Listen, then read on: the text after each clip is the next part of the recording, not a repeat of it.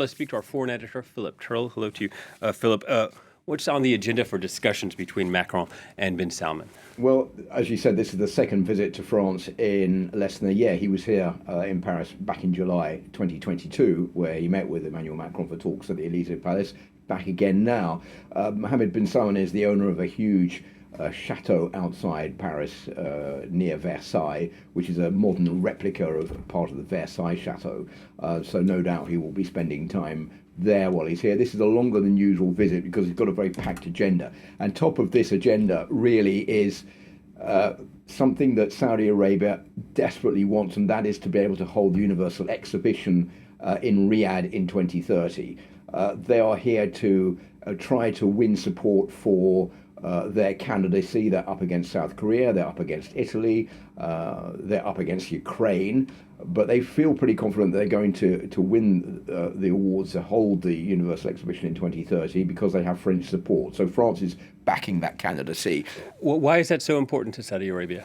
Because Mohammed bin Salman has introduced a program to overhaul the economy and to introduce more rights for people and to make Saudi Arabia a more friendly in the eyes of the international community world, which is called Vision 2030. So if they win the candidacy for the Universal Exhibition in the same year where Vision 2030 is due to end, that will be like the cherry on the top, if you like, of this big program of reorganization that's been introduced by Mohammed bin Salman over the past few years. That's his first priority.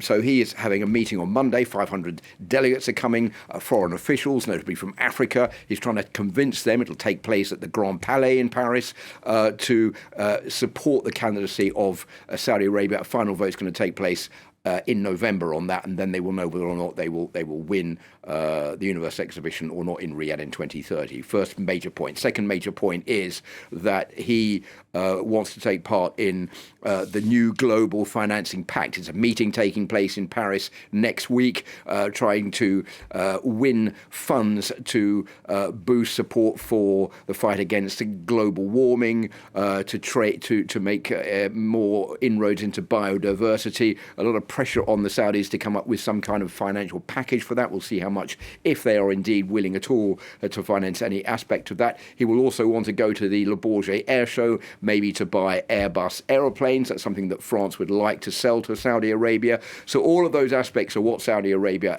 is here to do. So a packed schedule, including the lunch today with Emmanuel Macron. But it's a two-way meeting, if you like, because on the same side there is also the pressure on Mohammed bin Salman from the French to get involved in putting pressure on Vladimir Putin to pull out of the war in Ukraine. There is pressure on Mohammed bin Salman over Iran's nuclear deal, and also on the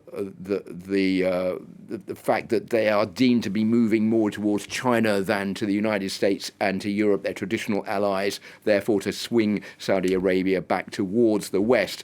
That, I think, is going to be pretty difficult for Emmanuel Macron to do. Any discussion about human rights? Well, that's the big question. We don't know. And for the moment, the whole point seems to be that it's probably going to be swept under the carpet. That will be brought up in the lunch today. But I think we're in a realpolitik situation where there is too much to gain by talking about it, or by not talking about it, than there is if it's brought up. So therefore, we'll talk about human rights later. Let's get these deals established first of all, and therefore afterwards we can maybe talk about human rights. So probably no evocation of the case of Jamal Khashoggi or the increase in executions that have gone up sharply in Saudi Arabia.